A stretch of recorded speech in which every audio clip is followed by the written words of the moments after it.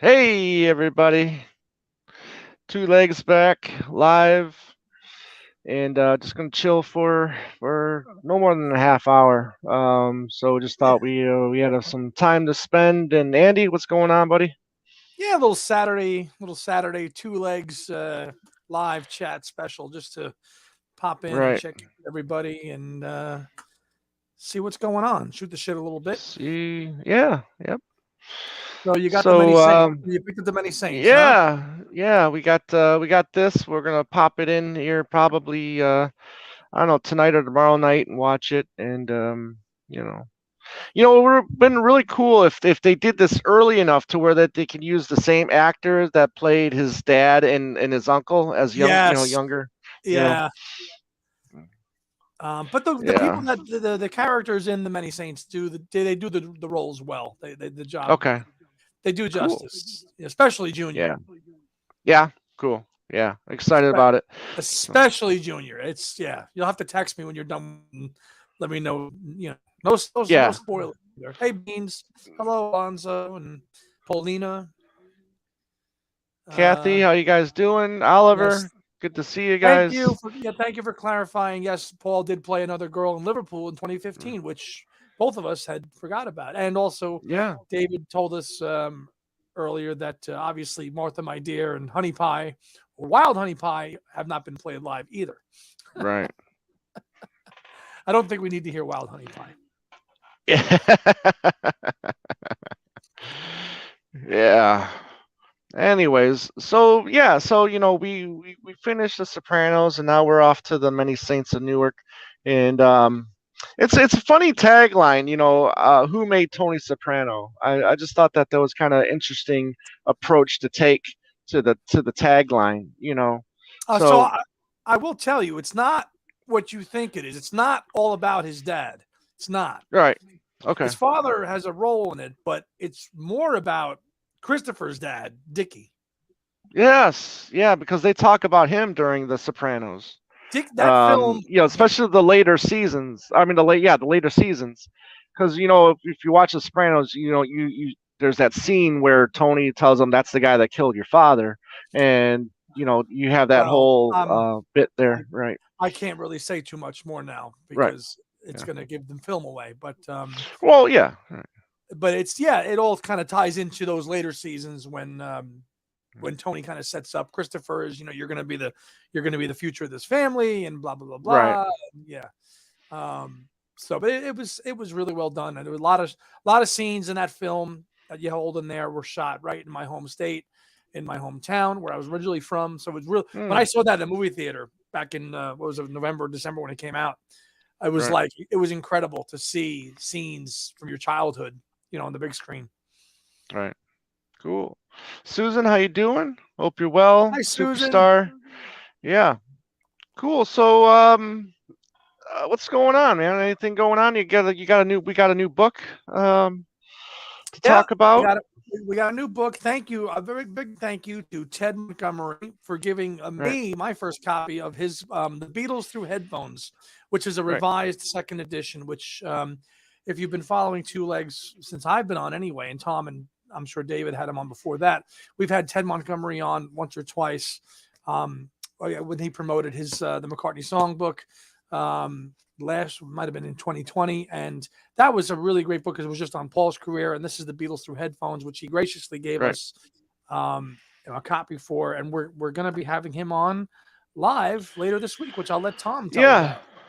Yeah. This coming Wednesday, which I think is what, the 16th. We're gonna have Ted Montgomery back on, and we're gonna talk about that. The Beatles through headphones, and he's gonna be sending me a couple more copies from the people that won the book last year when we had him on. So hopefully, I'll be getting those books soon, and I'll be able to mail them to the three people that won them. McCartney So catalog, yeah, looking for Paul McCartney yes, catalog. Not I'm sorry, not the legacy. yeah, That's the big one yeah. we're waiting for. That's the one. That's a completely different book. Yeah, Yes, the catalog, Paul McCartney yeah, catalog, and I'd, yes, I'd reach for it, but it's on that bookcase over there, and I can't get it. yeah. And Kathy's pretty sure that we're gonna get London Town and Back to the Egg remaster this year. So we will see. We will see. Jody, how are you? as our former co-host pointed out, it's been 20 months since an archive Right. release, which is the longest stretch of time since this campaign has started, which Right. is going on 12, which is 12 years long now, which is quite a bit of time. So Sure is. come on, Sure MPL. is. I wonder who the holdout is here for this whole licensing BS fiasco. Yeah. So, uh, But the fixed hard box. let's see. But okay, about the fixed. Yes, I know because I know they called it back. I know their first couple releases ended up getting called back. I know Citizen Kane had some issues on its release day, and then A Hard Day's Night had some issues as well. So good. What, I'm glad you what, got the. What's that? what were the issues with the release, bud? Either audio or video. I didn't look into it because one, I don't have a 4K player, so I really, didn't involve me. So Mm. yeah. What do you guys think is the most Oh, prog piece McCartney has made? Good question, Oliver. interesting. I'll let you Take it. take that lead. I was going to throw it to you. No, The most prog piece McCartney's made, off the top of my head, I'll say maybe Rinse the Raindrops. Maybe actually, or take that back. I'll go Secret Friend. okay. 10 minutes, a lot of electronic, a lot of synths in that track. I'll go Secret Friend. Maybe even as recent as Deep Deep Feeling, 8 minutes. But I would say for me, I think the most proggy type song would be Secret Friend. Kind of again, Okay. shades of Kraftwerk in that period of McCartney's Right. music, Right. 79, 80 synths, Kraftwerk. That's who he was influenced by. So Kraftwerk is proggy, and I think that would check the box quite well in terms of McCartney prog. But Yeah. good I question. might have to agree with you. Yeah, I have to agree with you on there. Yeah. The broken one had a couple of incorrect scenes inserted in it. Oh. Mm, Have you ever seen there the you go. version of A Hard Day's Night where it opens with I'll Cry Instead? Have you seen that? Mm-mm. Mm-mm. Yeah. Interesting. Oh, yeah, prog piece, Morse Oh, Moose and the these are Grey good. These are Goose. good choice. Yeah. Morse Moose and another Yeah. one, FT Superstar. Loop. Yeah. Yeah, Loop could be Yeah. prog. Especially that's kind of Paul channeling Pink Floyd anyway, with the, I think on that track, a lot of it, a lot of shades of Dark Side of the Moon soundy type effect track as well, for sure. Right. And that, of course, by 73 is really the height of prog anyway. Prog rock really starts to decline from 1976, 7 on. I mean, popular kind of because you had the advent of punk and everything. So prog really kind of peaked, I would say, in the 73 or 5 period there. But good choices. Good choices. Cool. Yeah, so we got the fest coming up in a couple of weeks here in New Jersey. Yeah. So we're gonna hang out. I'm going to my first. This will be my first ever fest. I did go to the White Album Symposium in 2018, but that wasn't really a fest. So looking forward to that, and hanging out and chatting with all my friends I haven't seen since 2018. And Talk More Talk will be part of a panel. I'm not 100% sure when that's going to take place just yet, but we'll let you all know when that's going to happen. But yeah, really looking forward to that. Yeah, the first time in 3 years, really. So that haven't been one since 2019.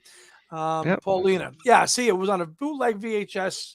Paulina's scene, I'll Cry Instead. And I always thought the film originally had I'll Cry Instead, but at the beginning, but some reason was left over future. Yeah, that would have been quite interesting if I'll Cry Instead was used at the beginning of the film instead. Seek that one out if you haven't seen it, because it gives a total different opening to the film with I'll Cry Instead on it. So it's not the usual Hard Day's Night song that opens the film, then, really? Oh. No. So years ago. It's interesting to watch it that way, though. No, it was the movie, Susan. Yeah. So if anybody, go ahead, brother. Yeah. No, I was saying I'm sure you have this. I almost bought my first bootleg vinyl, Paul bootleg vinyl, and that was the Live in Liverpool. The 79 Wings The Royal Court Theater. Yeah, of Yeah, course. yeah. Almost means you Almost didn't bought get it. it. Yeah, How come? I did get it, but then when I went back to pick it up, it was gone. So See, someone man, beat me to it. you Yeah. can't you can't do that, man. You see a Paul item that you don't have. You as a McCartney fan have to go instant buy, gone. You have to do that. That's like in our DNA, man. Well, if it was like an official release that I didn't have, yeah, I'd pick it up. But bootleg, Bollocks, don't bollocks. always think that way when it comes to Well, bootlegs. you need. We're Yeah. working on you. I'm with you for 2 years. I'm working on you. You know, I got you finally collecting different versions now. That took 2 years. Yeah. So. Yep. Boy, let me tell you, I am just yeah. Hey Yeah. Harry, what's going on, brother? Yeah. Hi, Harry. Yeah, the different versions are flying in. I tell you. Because you were not into that when I first met you. Not really. I mean, as long as I had like one copy, I was fine. And now I'm starting to get into, the different labels and the Told different you. And the yeah. spines and Yep. it's Yep. that's it, man. It's possible All Crying Dead was cut in the first MPI VHS issue. That's MPI for you Beatle video scholars out there. Is a lot of early Beatle video titles were produced by MPI. Have you ever seen the beginning of any of those films? John Lennon, Imagine the sound, the video album, not the documentary. That's MPI as well. Oliver, Right. what do you guys think is the best sounding version of Band on the Run? Tom. I really, really, really love the 81 half-speed master from Columbia. I think it sounds superb. Now I do have. I'll show something that's going to be on the next installment of things we bought today that I am looking forward to listening to, and that is the 1997. I don't know if 100 years of EMI anniversary. This is the Band on the Run version of that. So looking forward to listening. I haven't listened to it yet, so hopefully it sounds good. But again, this was '97. This was to celebrate the 100th anniversary of EMI, and this was the McCartney record. I don't know if they did another McCartney record from this, but 97 or again, 99, but it says '97, the first okay. centenary. Yeah. Tom's got loads of different formats of Band on the Run Yeah. now. I think it's his 10th or 11th. I would Yeah. say probably the 25th anniversary from 99 on CD is a go-to, and the 2010 archive is I mean, Right.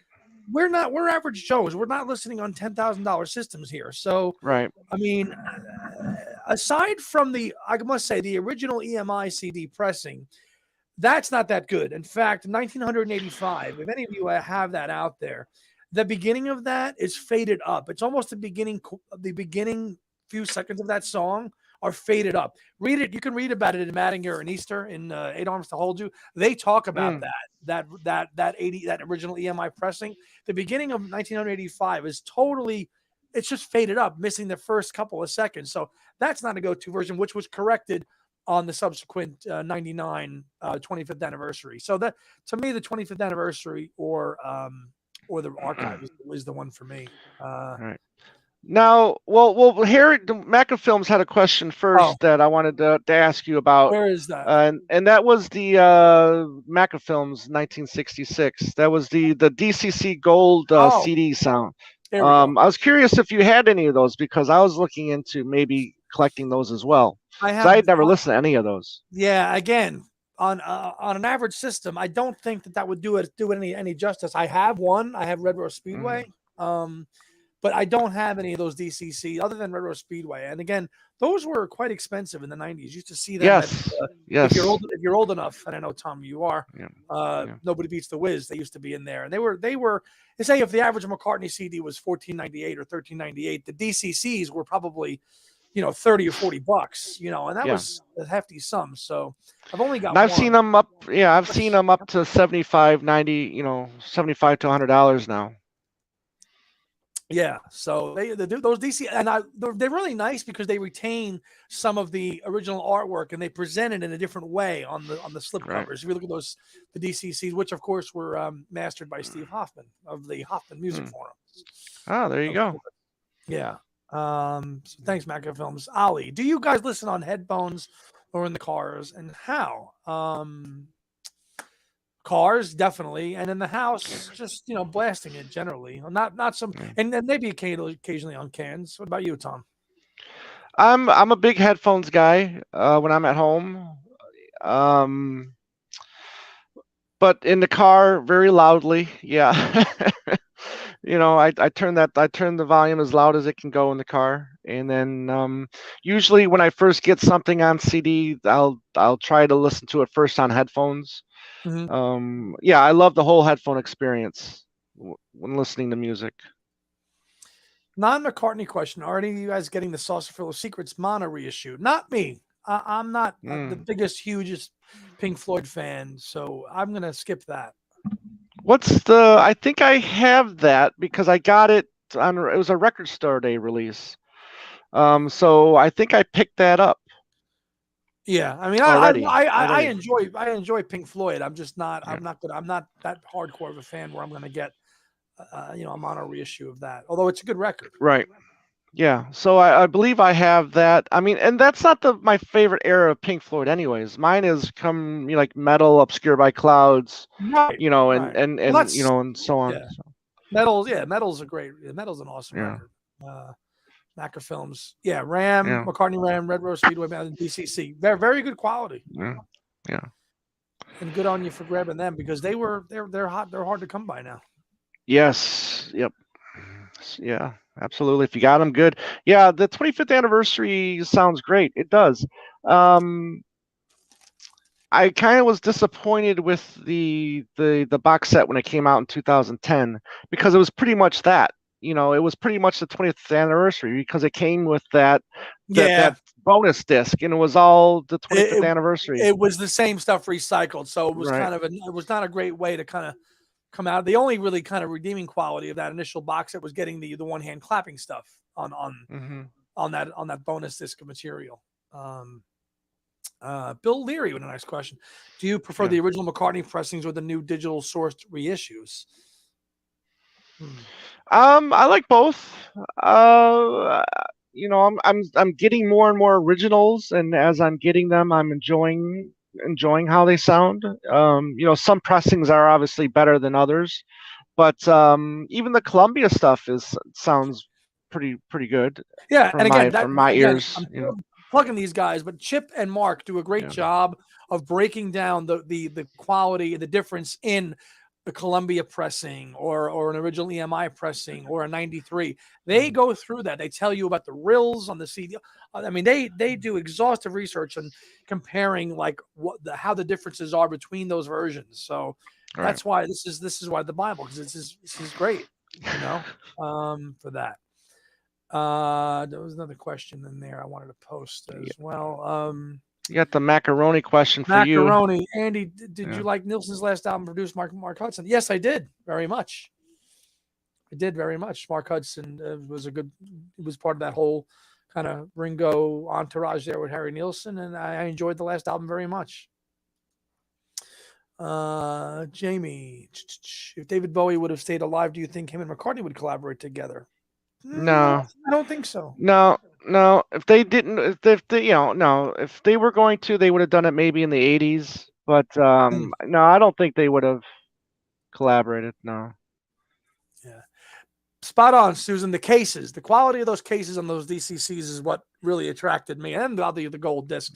The cases were really nice, and good on you for grabbing them up as well. Yeah, Susan, I'll message you later on, and I'll give you my address so you know where to send them. Okay, so thank you. Right on. Yeah, yeah. Yes, he was. Yes, he was. Yeah. Ray Cooper was in Elton's band, and he was phenomenal as he has been on percussion, and he's been involved in everything. He's played with everybody. Ray Cooper. He's just an awesome percussionist. That's what I was going to mention. So I talked to you earlier about this. So a buddy of mine got an alert on his phone about a second New Jersey show for McCartney on his birthday, June 18th.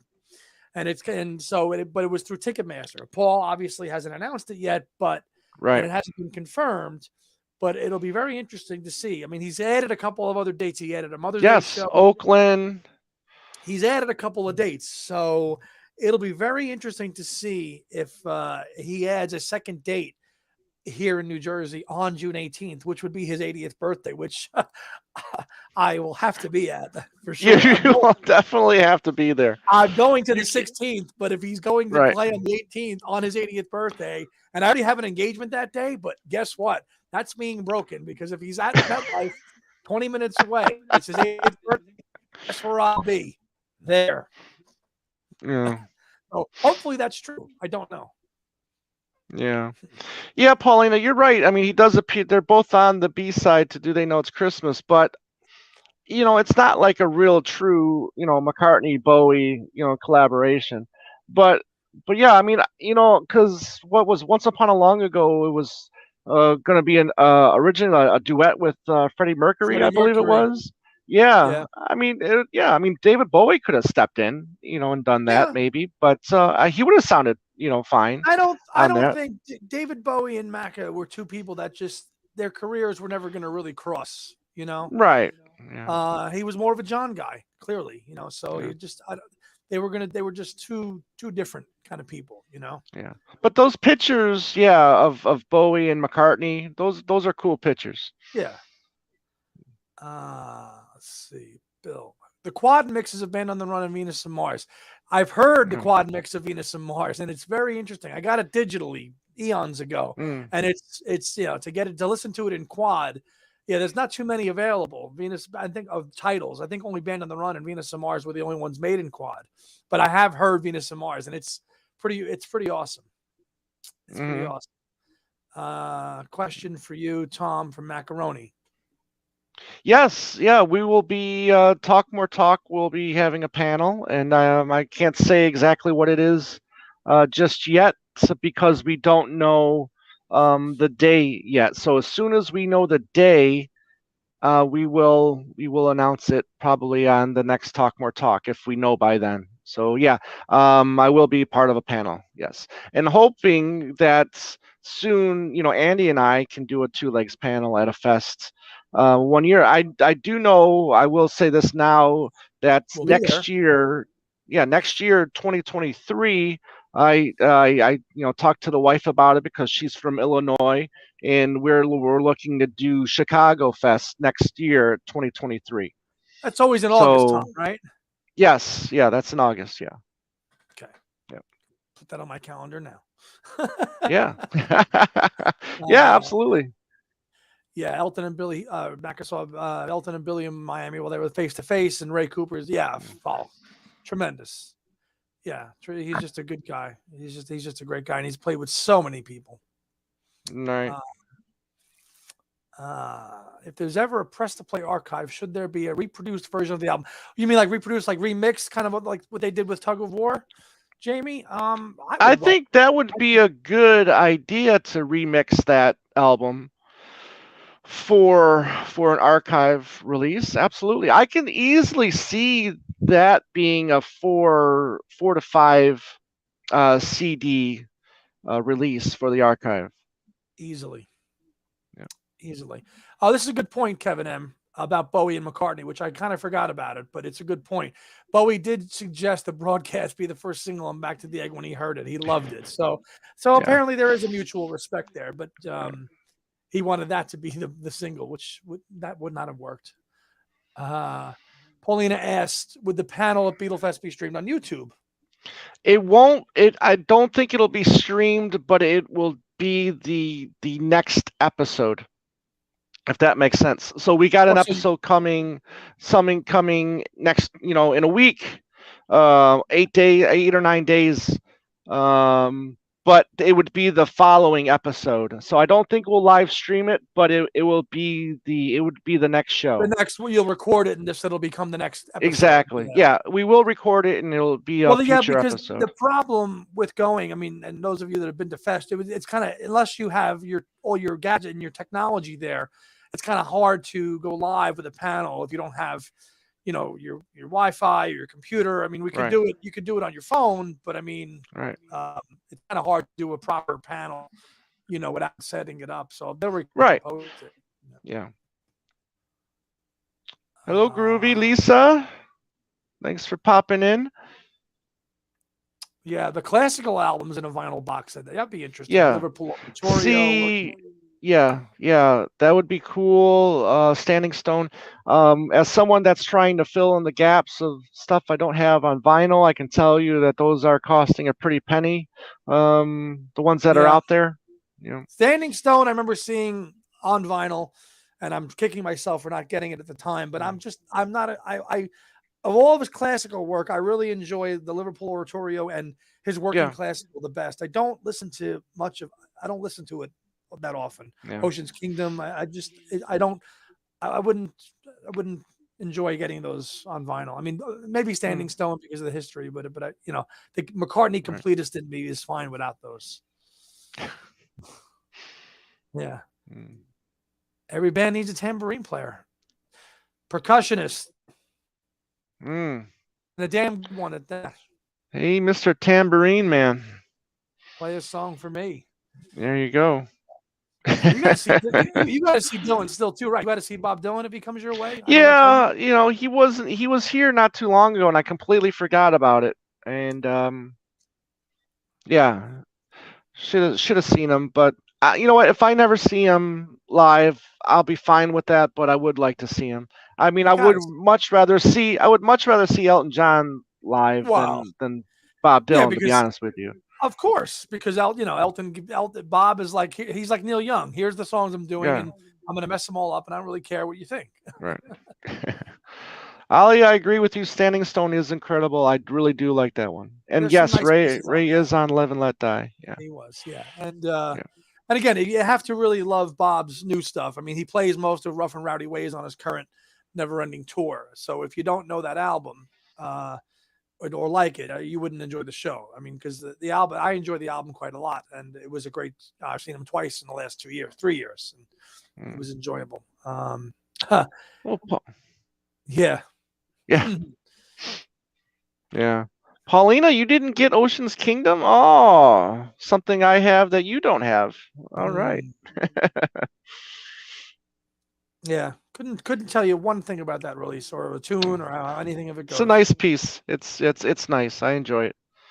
But then again, I do enjoy classical. You stuff, do. So. You're into it.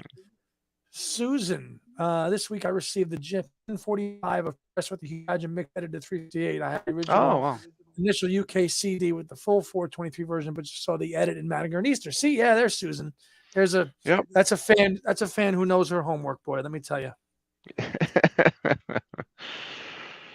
Yep, and we're looking to have Chip and Mark back on very soon, and I'm sure we'll be talking about the digital version of 8 Arms to Hold You. I'm sure they're still trying to push that. That book will come to an end sooner than later. It will, as soon as everything stops coming out, and so there will be an end.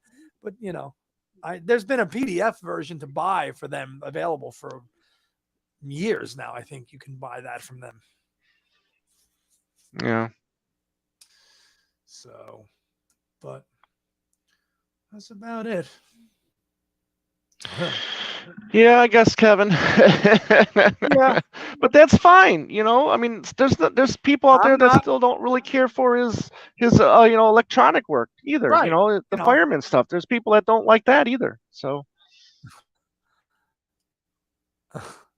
see, you're inspiring everybody, Tom. See, look, that even Paulina, she just bought it now on Discogs. See. So listen, I'm a co-host of a McCartney show, and I don't have Ocean's Kingdom. I still call myself a completist. It's just it's not the stuff I'm into. Good for you, Paulina. Good for you. Very nice, Paulina. I will showcase. We'll showcase one more thing that's going to be on the latest episode of things we bought today, and then we'll sign off. But really, what do you got? This image is one of my favorites of Paul's. I just love this image. I saw that on Instagram today. Right? Yeah. That's Paul. That's a Let It Be circa photo. Let It Be. Yeah, exactly. Just love. I wish he he had the bearded look more often throughout the Yeah, 70s, because he did for Ram there a little while, a little that bit. period. Yep. And then he went to the mustache there for the mid 70s. That didn't really look that good on him. Now But the beard is yes, good. but this Why are you saying is that? this Because is you have the it. image. Well, you're a proud, owner of a Oh beard. So yeah. Yeah. You know, I mean, the stash only. I just thought it kind of wasn't that looked that great on him. But now, the beard, yeah, what country is yeah. that, Tom? This is the Spanish pressing right here. Very nice. Yeah, Great and I question like here. the Great question. How do you guys keep your collection? Oh, the label. Let me see the label again. yeah. Hold it up. Odeon. There you go. Scan them into Discogs or write them down. Used to write them down. Then I put them in an Excel spreadsheet, and now I Right. use that. Now I just use Discogs Yeah. exclusively because it's big. Yeah, I will be doing a Excel spreadsheet soon. That's one of my next projects is to get all that stuff on a spreadsheet. Yeah, definitely need to do that. So Discogs is great because the newer titles, you can just take your phone and you can skip. If there's a barcode on the release, it syncs it to it knows what it is. Now, Right. older things that don't have a barcode, like Barcode, this, right. you're Right. going to have to manually take out the 45 and look, or the album, Right. and look and see where it is and where it came from, which is a little more time consuming. But Mhm. anything with a barcode for Discogs is phenomenal. I mean, so I do an Excel spreadsheet, but do a web based thing too, Tom, because once it's online, Mm. because you can create it in Discogs and you can download what you do in Discogs as a spreadsheet Right. in Excel. Right. So I would, if I was you, I would start with Discogs because you could just do zap, zap, zap, and just get them all. Because especially a lot of the pressings you bought, Tom, are Right. newer pressings. So even on the Yeah. vinyl, there's going to be barcodes on it because you don't really like to buy old vinyl. So if you use Discogs in your phone, you'll get that thing uploaded in no time. Right. So you should think about doing it that way because you'll save yourself a hell of a lot of time. Unlike 80% of the vinyl on that rack is like 70s and 60s records. I'm still taking my time going through them and looking them up and matrices and stuff like that. So Yeah. uh, Let's get to thanks, Steve. good luck. I already went to Arizona and tried. It didn't work. Yeah, it didn't work. He already tried to take the suitcase, and I'm glad that you're digging Hang Glide because it is a nice little piece. Again, it's not something for everybody, but it's interesting. I think it's interesting enough in a like kind of like a squid way a little bit, but but yeah, it's a nice piece. And only So cool. available on vinyl. So yes, so that's Exactly. Cool, brother. everybody. So thanks for stopping in. We were only going to stay on for about a half an hour, and just to shoot the shit a little bit. And I'm sure we'll be live again this coming Wednesday, talking with Ted Montgomery about his new book, or the second pressing or printing, I Yes. should say, of his book, Beatles Through Headphones. Second edition. Yep, second edition. So, Hi, 100 yeah. miles. We're sorry you guys are just catching us now. We're just about to sign off. Yeah. Tim Brown, just put the dead wax codes in the search box, and it's almost. Okay. Thank you, Tim. Okay, thank you, Tim. So that's what I'm saying. Discogs is the way to go, man. It's so easy. It's so easy. And I know that's why people use Discogs. I get it. I'm just sometimes I like to be modern. Sometimes I like to be old fashioned. The old boring. So. Pete Townsend once called himself a boring old fart. There you go. All right, everybody. Thanks. Anything you want to add before we sign off, Andy? Nope. Thanks for checking our channel out, and we're over the 950 mark, 956, I think. So yes, getting closer. So thank you. If you haven't subscribed to our channel, please like and sub. Most of you have, so thank you. Yes, thank you. Yes, we're really trying to push that 1,000 subscriber goal. After that, we will have a 1,000 subscriber contest. So so see you then. See you Wednesday. Thank you, Susan. We'll see you there. Andy, take care, my friend. Have a good night. Take care, everybody out there. Thanks for joining.